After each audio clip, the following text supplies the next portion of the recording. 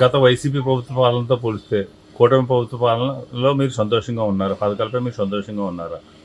నమస్తే అండి. నా పేరు అబ్దుల్ ఫయాజ్ అండి. మాది నర్సాపురం పశ్చిమ గోదావరి జిల్లాలో నుంచి మాట్లాడతానండి. పథకాలు అంటేనే జగన్ ప్రభుత్వం ఉన్నప్పుడు అందరూ సంతోషించారండి.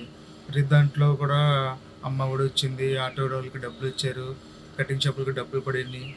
ఇన్ని చాలా బాగా జరిగినాయండి. కాకపోతే ఈ కూటమి ప్రభుత్వం వచ్చాక ఒక సంవత్సరం అయింది. కానీ రోడ్లు అన్నీ బాగా పడినాయి కానీ పేదవాళ్ళు అయితే సంతోషంగా లేరండి. అమ్మ ఒడి లేదు, చాలా ఇబ్బంది పడుతున్నారు. ఇంకా చాలా రావాలి. కూటమి ప్రభుత్వం ఇచ్చిన హామీలు బాగా ఇచ్చింది కానీ ఇప్పుడు దాకా అమలు అవ్వలేదు. మరి ఎందుకు అవ్వలేదు అనేది ప్రభుత్వంకి క్వశ్చన్ మార్క్ నేను వేస్తున్నాను. సో అన్నీ వస్తే కనుక కూటమి ప్రభుత్వం కూడా బాగా క్లిక్ అవుతుంది.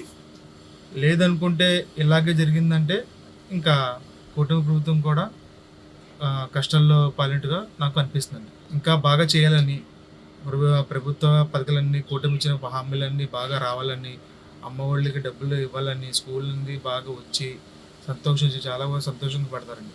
ఇది నా ఒపీనియన్. వైసీపీ ప్రభుత్వ పథకాలతో సంతోషించారా? ఇప్పుడు పథకాలతో సంతోషంగా ఉన్నారు తల్లి?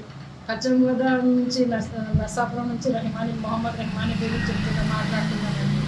గవర్నమెంట్ తరఫున చెప్తున్నానండి. మాకైతేనండి నెలకు వచ్చే పింఛన్ ఒకటి సరిగ్గా అందుతుందండి.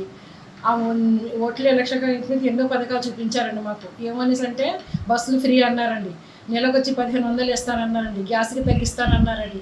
ఇంతవరకు అదే అమల్లో రాలేదండి. అదేం మాకు చేయట్లేదండి. స్థలాలు ఇచ్చేసి చూపించి ఊరుకున్నారండి. మాకైతే ఇళ్ళలు లేవండి. ఇళ్ళ పట్టాలు ఇచ్చేసి ఊరుకున్నారు, స్థలాలు చూపించలేదు. ఇల్లు కట్టిస్తానన్న బాధ్యత తీసుకున్నారండి. మాకైతే భర్తలు లేరండి. మేమైతే ముస్లిమ్స్ చాలా కష్టపడుతున్నాం. మాకు ముస్లిమ్స్ గురించి పట్టించుకునే వాళ్ళు ఎవరు లేరండి. ఎలక్షన్కి అయితే మాత్రం వస్తున్నారండి అందరూ అట్లాంటి. ఆ తర్వాత ఎవరు వచ్చి మాకు ఏం పట్టించుకోవట్లేదండి. పింఛన్ మాత్రం కరెక్ట్గా మాకు అందుతుంది. అది ఒకటి మాకు గవర్నమెంట్ తరఫున థ్యాంక్స్ చెప్తున్నానండి. గ్యాస్కి ఏమో డబ్బులు వేస్తానన్నారు, ఒకసారి వేసారండి, 3 సార్లు ఫ్రీ అన్నారు. అదేమో జాడా వెళ్ళి అడిగితే చేస్తారమ్మా అంటున్నారండి. మా బ్రతుకులు, మా పరిస్థితి ఇలా ఉందండి. మరి గవర్నమెంట్ వాళ్ళ తరఫున మేము అందరి తరఫున కోరుతున్నాం. మరి వాళ్ళందరూ కలిసి మాకు ఏం న్యాయం చేస్తారో తెలియదండి. పాలు మీద పెంచేశారండి.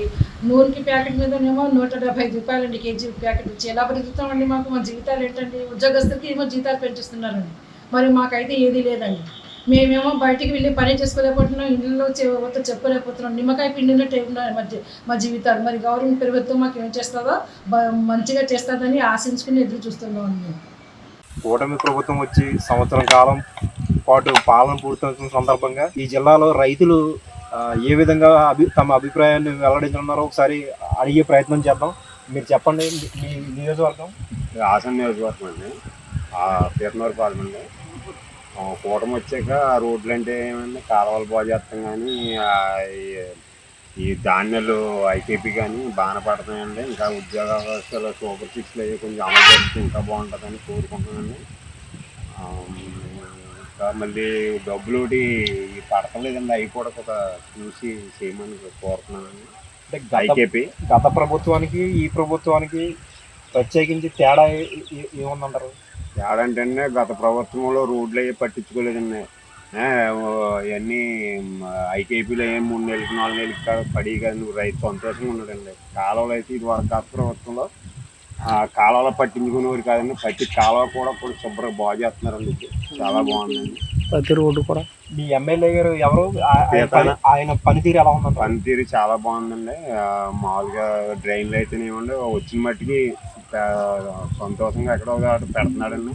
సిమెంట్ రోడ్లు కూడా పెట్టారు, ఆచంట సిద్ధాంత రోడ్లు కూడా పెట్టారండి. చాలా బాగా చేస్తున్నారు. ఈ ఎమ్మెల్యే గారు ఎవరు? గీతాన్ని సచ్చినారండి. అంటే ఇంకా రానున్న రోజుల్లో ఇంకా ఏ అభివృద్ధి మీరు కోరుకుంటున్నారు నియోజకవర్గంలో? ఇంకా డ్రైన్లు ఒకటి చేయాలి సార్. మళ్ళీ ఇంకా మళ్ళీ రోడ్లు ఒకటి ఉన్నాయండి, సిమెంట్ సీసీ రోడ్లు గ్రామాల్లో పల్లెటూరు